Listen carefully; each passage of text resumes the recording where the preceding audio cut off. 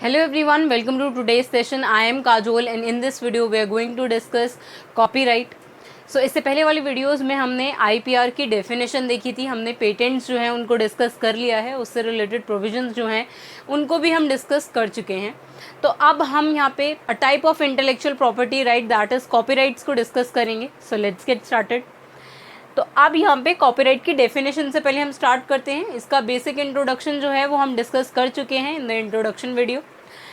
तो अब यहाँ पे a copyright gives the creator of an original work exclusive right to it usually for a limited period of time.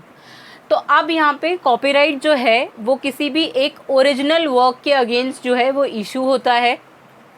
अब वो original work जो है वो यहाँ पे कॉपीराइट के ओनर को एक्सक्लूसिव राइट देता है, जो हमने डिस्कस किया था पेटेंट्स के केस में भी कि वहाँ पर जो ओनर होता है, पेटेंट का जो होल्डर होता है, उसको भी एक्सक्लूसिव राइट मिलते हैं। वैसे ही यहाँ पर कॉपीराइट के ओनर को भी एक्सक्लूसिव राइट्स जो हैं वो मिलते हैं और यहाँ पर भी ये जो राइट्स हैं वो लिमिटेड पीरियड ऑफ टाइम तक ही मिल पाते हैं।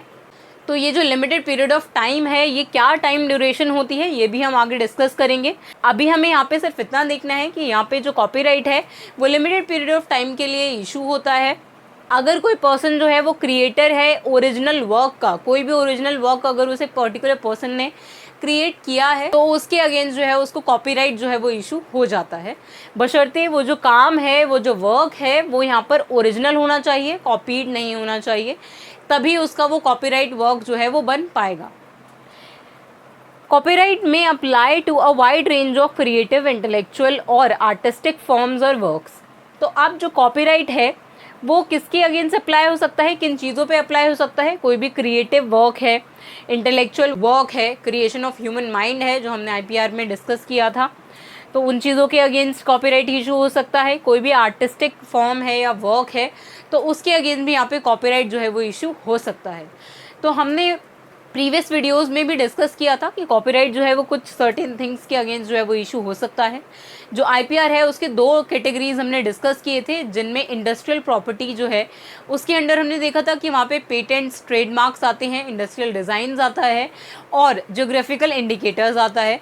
और जो सेकंड कैटेगरी है वो होती है कॉपीराइट, तो उसी को हम यहाँ पे देख रहे हैं।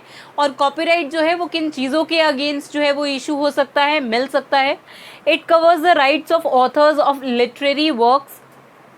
ये भी हमने पहले डिस्कस किया था कि कोई भी लिटरेरी वर्क है, लिटरेचर से रिलेटेड अगर कोई वर्क है जिसमें बुक्स आ सकती हैं, आपने कोई नॉवल लिखी है या पोम्स हैं वहाँ पर, तो उन सभी के अगेंस्ट कॉपीराइट जो है वो इशू हो सकता है। तो ये कवर करता है कि जो भी ऑथर होगा उस नॉवल का, वो अपनी जो भी नॉवल है उसके अगेंस्ट जो है वो कॉपीराइट इशू करवा सकता है कि कोई और पर्सन जो है वो उस एक पर्टिकुलर ऑथर की परमिशन के बिना जो है वो उसके वर्क को, उसके लिटरेरी वर्क को यूज़ नहीं कर सकता। तो अब लिटरेरी वर्क के अलावा यहाँ पे आर्टिस्टिक वर्क्स के अगेंस्ट भी कॉपीराइट इशू होता है। Artistic works such as drawings, paintings, computer programs. ये ड्राइंग्स भी हो सकती हैं, किसी की पेंटिंग्स हो सकती हैं जिसके अगेंस्ट कॉपीराइट जो है वो इशू हो सकता है। आर्टिस्टिक वर्क कहते हैं इसको हम, जिसमें पेंटिंग्स हो सकती हैं। कोई कंप्यूटर प्रोग्राम है आपका, पर्टिकुलर कोई कंप्यूटर प्रोग्राम अगर आपने क्रिएट किया है तो उसके अगेंस्ट भी कॉपीराइट जो है वो इशू हो सकता है। एंड फिल्म्स इन ड्रामा, कोई भी फिल्म्स जो हैं, ड्रामाज अगर आपने लिखे हैं तो उसके अगेंस्ट भी कॉपीराइट जो है वो इशू हो सकता है, उसको हम आर्टिस्टिक वर्क जो है वो कंसिडर करेंगे।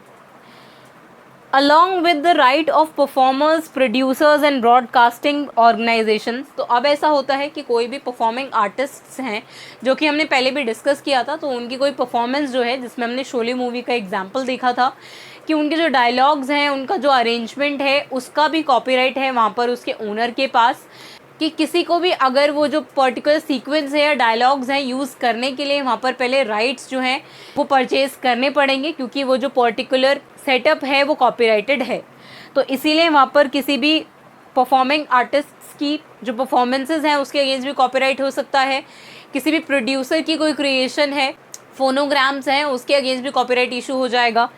और यहाँ पे कोई भी ब्रॉडकास्टिंग ऑर्गेनाइजेशन है जिनका कोई पर्टिकुलर सेटअप है, कोई फॉर्मेट है उनके शोज़ का, टीवी शोज़ का लेट्स से, या रेडियो शोज़ का, तो उसके अगेंस्ट भी कॉपीराइट जो है वो इशू हो सकता है। तो कॉपीराइट में apply to a wide range of creative, intellectual और आर्टिस्टिक फॉर्म्स और वर्क्स। तो यही हम यहाँ पर डिस्कस कर रहे थे कि इन सभी के अगेंस्ट जो कॉपीराइट है उसको हम इशू कर सकते हैं। नेक्स्ट है यहाँ पे it doesn't cover ideas and information. तो अब जो कॉपीराइट है वो किसी आइडिया या इन्फॉर्मेशन के अगेंस्ट नहीं होता है कि आप एक मियर आइडिया है आपको किसी चीज़ का, या आपके पास कोई आइडिया है किसी भी एक पर्टिकुलर चीज़ को लेकर, किसी भी एक पर्टिकुलर फील्ड में, और या तो कोई इन्फॉर्मेशन है उससे रिलेटेड, तो इसको भी हम, इसके अगेंस्ट भी हम यहाँ पर कॉपीराइट जो है वो इशू नहीं करते। तो सिर्फ कौन सा काम हो सकता है, वो क्रिएटिव हो सकता है, कोई इंटेलेक्चुअल या आर्टिस्टिक वर्क हो सकता है, लेकिन वो मियर आइडिया या इन्फॉर्मेशन है अगर आपके पास, तो उसके अगेंस्ट कॉपीराइट हम इशू नहीं कर सकते। कॉपीराइट जो है वो इन आइडियाज़ और इन्फॉर्मेशन को कवर नहीं करता। ओनली द फॉर्म और manner in which they are expressed are covered under the copyright. तो जिस मैनर में आप उस आइडिया या इन्फॉर्मेशन को एक्सप्रेस कर रहे हैं, सिर्फ उसी एक्सप्रेशन को, उसी एक्सप्रेशन के अगेंस्ट आपको जो कॉपीराइट है वो इशू हो सकता है। तो इसीलिए यहाँ पर जैसे हमने देखा कि परफॉर्मिंग आर्टिस्ट्स हैं, लेट्स से उनके पास कोई आइडिया है कि मैं अपनी नेक्स्ट परफॉर्मेंस में कुछ ऐसा परफॉर्म करूँगा, और उनको अपनी परफॉर्मेंस से रिलेटेड कोई आइडिया या इन्फॉर्मेशन है उनके पास, तो सिर्फ उनका आइडिया या इन्फॉर्मेशन जो है वो यूज़फुल नहीं है, उस पर कॉपीराइट उस पर नहीं मिल सकता। लेकिन जब वो परफॉर्म करेंगे, जब वो एक्सप्रेस करेंगे, तभी उस पर्टिकुलर परफॉर्मेंस के अगेंस्ट उनको कॉपीराइट जो है वो मिल पाएगा।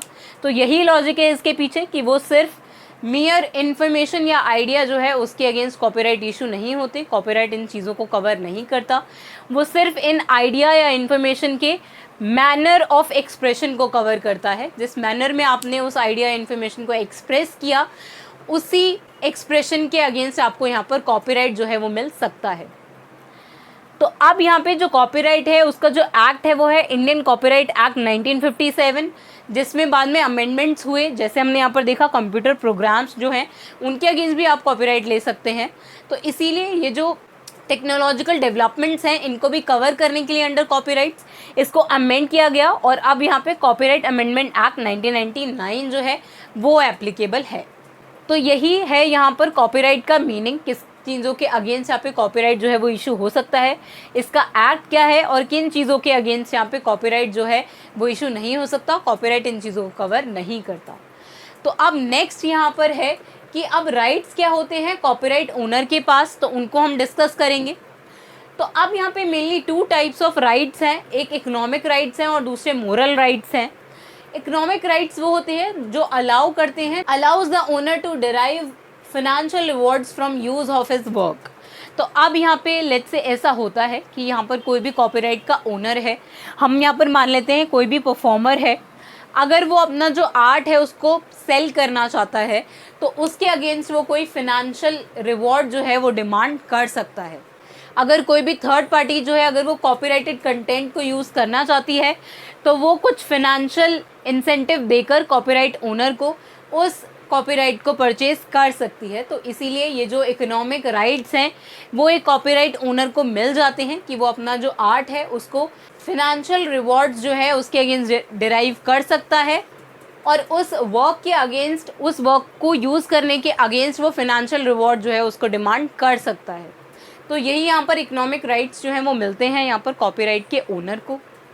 The economic rights of owner can prohibit. तो अब ये जो इकोनॉमिक राइट मिले हैं यहाँ पर कॉपीराइट ओनर को, तो वो प्रोहिबिट भी करते हैं किन चीज़ों को, its reproduction in various forms such as print और रिकॉर्ड। तो अब जो भी यहाँ पर कॉपीराइट ओनर का कोई वर्क है लेट्स से, तो अब उसका रिप्रोडक्शन कर रहा है कोई, मतलब उसको किसी और मैनर में कुछ उसके वर्क में इम्प्रोवाइज़ करके उसको फिर से प्रोड्यूस कर रहा है उस वर्क को, और ये वेरियस फॉर्म्स में कर सकता है वो, या तो उसको प्रिंट करवा के या फिर उसको रिकॉर्ड करवा के। लेट्स से अगर किसी एक पर्टिकुलर ऑथर की बुक है कोई, और उसको अब एक दूसरा पर्सन क्या करता है, उसको रिप्रोड्यूस करता है उस बुक को, उस नॉवल को, और उसकी फिल्म्स जो है वो बना देता है, लेट्स से रिकॉर्डिंग जो है वो कर लेता है, ऑडियो रिकॉर्डिंग कर लेता है लेट्स से, तो फिर इस केस में हम इसको यहाँ पर इन्फ्रिंजमेंट मानेंगे कॉपीराइट का। इसीलिए जो इकोनॉमिक राइट्स हैं वो ये भी राइट देते हैं कॉपीराइट ओनर को कि वो लिमिट कर सकता है किसी और को भी प्रोड्यूस करने से, रिप्रोड्यूस करने से उसका जो एग्जिस्टिंग वर्क है उसको, बिना कॉपीराइट ओनर की परमिशन के। Its public performance such as play और म्यूजिक। और अगर ऐसा होता है कि उसका जो कोई कॉपीराइट वर्क है, लेट्स से कोई सॉन्ग है, और अगर उस सॉन्ग को कोई यूज़ कर लेता है किसी भी तरीके से, फिल्म्स में यूज़ कर लेता है लेट्स से, या उस सॉन्ग को कहीं किसी पब्लिक प्लेटफॉर्म पे परफॉर्म कर देता है बिना कॉपीराइट ओनर की परमिशन के।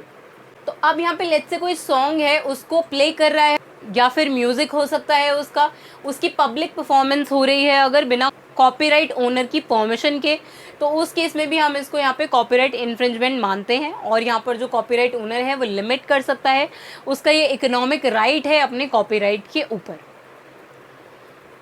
इट्स रिकॉर्डिंग ब्रॉडकास्टिंग, अगर यहाँ पर कॉपीराइट ओनर जो है उसकी मर्ज़ी के बगैर अगर उसके कंटेंट की रिकॉर्डिंग या फिर ब्रॉडकास्टिंग हो जाती है, लेट्स से उसको टीवी पर दिखा दिया जाता है या फिर रेडियो पर प्ले कर दिया जाता है। जैसे अगर आप थिएटर में जाकर कोई फिल्म देखते हैं और उसके बाद वही फिल्म जो है वो अगर आप उसको किसी और प्लेटफॉर्म के थ्रू देखते हैं, लेट्स से टेलीग्राम पर अगर आप वो मूवी देख रहे हैं, या फिर अगर आप उसी मूवी को यूट्यूब पर देख रहे हैं, तो उस केस में क्या होता है, इसी को हम कहते हैं कि वहाँ पर किसी एक पर्सन ने जो है वो किसी का कॉपीराइट जो है उसको इन्फ्रिंज किया है, रिकॉर्डिंग जो है उसने ब्रॉडकास्ट कर दी है टीवी पर किसी भी पब्लिक प्लेटफॉर्म पर, इसको भी हम यहाँ पर कॉपीराइट इन्फ्रिंजमेंट कहते हैं। जो मूवीज़ आप टेलीग्राम से डाउनलोड कर कर देख पाते हैं या फिर यूट्यूब पर जो आप मूवीज़ देख पाते हैं, वो कॉपीराइट इन्फ्रिंजमेंट का ही एग्जाम्पल है। क्योंकि किसी का जो ओरिजिनल वर्क है, मतलब वो जो पर्टिकुलर मूवी या फिल्म है, तो उस केस में वहाँ पर उसका ब्रॉडकास्ट करना पब्लिकली अलाउड नहीं होता बिना कॉपीराइट ओनर की परमिशन के। इस केस में अगर वहाँ पे कॉपीराइट ओनर की परमिशन है तो ही आप उसको यहाँ पर ब्रॉडकास्ट कर सकते हैं या उसकी रिकॉर्डिंग्स जो है उसको रिलीज़ कर सकते हैं। अदरवाइज़ ये जो है इसको हम कंसिडर करते हैं कि यहाँ पर कॉपीराइट का इन्फ्रिंजमेंट हुआ है। नेक्स्ट है यहाँ पे it's translation into other languages. इसका बहुत कॉमन एग्जाम्पल है, लेट्स से कोई भी साउथ इंडियन मूवी है और उसका ट्रांसलेशन हो रहा है हिंदी में, तो इसको भी हम कह सकते हैं कि यहाँ पर वो जो कॉपीराइट का ओनर होगा वो प्रोहिबिट कर सकता है ऐसा करना कि उसका जो वर्क है उसको ट्रांसलेट किया जाए किसी और लैंग्वेज में। और अगर यहाँ पर कॉपीराइट ओनर जो है वो अलाउ कर देता है कि आप जो साउथ इंडियन मूवी है उसकी जो लैंग्वेज है उसको हिंदी में ट्रांसलेट कर दीजिए, या इंग्लिश में ट्रांसलेशन हो सकता है, या कोई हॉलीवुड मूवी है उसका हिंदी ट्रांसलेशन हो रहा है, तो ऐसा भी यहाँ पर जो कॉपीराइट ओनर है वो प्रोहिबिट कर सकता है। उसके पास ये राइट है कि वो जो फिल्म है उसका ट्रांसलेशन, जो लैंग्वेज ट्रांसलेशन है वो होने देना चाहता है या नहीं, वो किसी को कॉपीराइट जो है लैंग्वेज ट्रांसलेट करने का देना चाहता है या नहीं। तो इसीलिए यहाँ पर ये राइट है कॉपीराइट ओनर के पास कि वो प्रोहिबिट कर सकता है कि कोई दूसरा पर्सन उसके बिना परमिशन के उसका जो वर्क है उसकी लैंग्वेज को चेंज करे, उसकी लैंग्वेज को ट्रांसलेट करे किसी और लैंग्वेज में। नेक्स्ट है यहाँ पे its adaptation such as novel into films. तो अब ये तो बहुत कॉमन एग्जाम्पल है कि हैरी पॉटर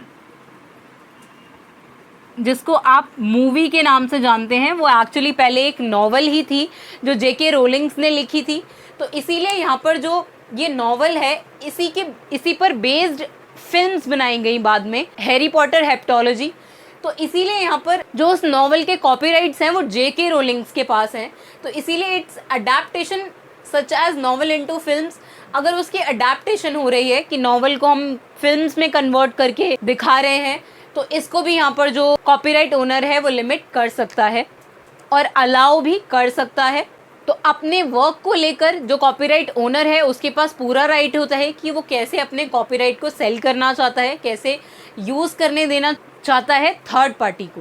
तो जैसे यहाँ पर जेके रोलिंग्स ने जो नॉवल थी उनकी हैरी पॉटर, उनको अलाउ किया कि उसको फिल्म की फॉर्म में जो है वो रिलीज़ किया जाए, तो इसीलिए तभी यहाँ पर ये जो फिल्म है वो आप देख पाते हैं। तो अब ये तो थे इकोनॉमिक राइट्स, तो अब यहाँ पे मोरल राइट्स भी होते हैं। मोरल राइट्स भी एक जो कॉपीराइट ओनर है उसको दिए जाते हैं, विच protect the non economic interest of authors. तो अब जो भी ऑथर होगा किसी भी एक वर्क का, तो उसके जो भी नॉन इकोनॉमिक इंटरेस्ट है उसको प्रोटेक्ट करता है यहाँ पे मोरल राइट्स। अब ये क्या हो सकते हैं, such as claim authorship of a work. तो तो मतलब अब अगर आपने कोई भी एक ऑथर की कोई बुक जो है उसको रेफ़र किया है तो आपको वहाँ पर उसकी ऑथरशिप को मेंशन करना इम्पॉर्टेंट होता है। जैसे ये जो कंटेंट है लीगल एस्पेक्ट्स ऑफ बिजनेस का, ये मैंने रिंकू महेंद्रू मैम की बुक को रेफ़र करके लिया है, तो इसीलिए तो यही होता है कि किसी भी ऑथर के मोरल राइट्स को प्रोटेक्ट करता है यहाँ पर कॉपीराइट। कोई भी ऑथर जो है वो अपनी ऑथरशिप जो है किसी भी वर्क को लेकर क्लेम कर सकता है। And the right to oppose changes to a work which can harm the reputation of creator. तो अब ये राइट देता है एक कॉपीराइट ओनर को कि वो अपोज कर सकता है, अगर कोई भी चेंजेस उनके वर्क में कर दिया है तो उनको वो अपोज कर सकता है, जो चेंजेस हुए हैं वो एक्चुअली हार्म कर रहे हैं the reputation of the creator को। तो इसीलिए यहाँ पर वो जो कॉपीराइट ओनर है वो इसको भी प्रोहिबिट कर सकता है, लिमिट कर सकता है, और इसको भी अपोज कर सकता है कि उनके काम में कोई चेंज किया जा रहा है और उनके काम में चेंज की वजह से वहाँ पर उनकी रेपुटेशन पे कोई इफ़ेक्ट पड़ रहा है। तो अब यही दोनों राइट्स जो हैं ब्रॉडली यहाँ पर एक कॉपीराइट ओनर को दिए जाते हैं, जिससे वो अपना वर्क जो है वो प्रोटेक्ट कर सकते हैं। तो नेक्स्ट यहाँ पर है copyright arises under the act. अब कॉपीराइट कब कब अराइज हो सकता है इस एक्ट के अंदर? The work first published in India, अगर वो वर्क जो है वो पहली बार इंडिया में पब्लिश हो रहा है तो उसके अगेंस्ट कॉपीराइट इशू हो सकता है।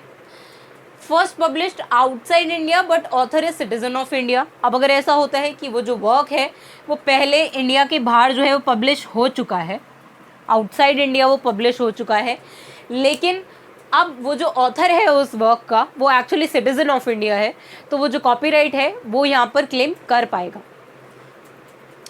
अनपब्लिश्ड वर्क, कोई भी अनपब्लिश्ड वर्क हो सकता है। The author is at the date of making the work a citizen of India और डोमिसाइल।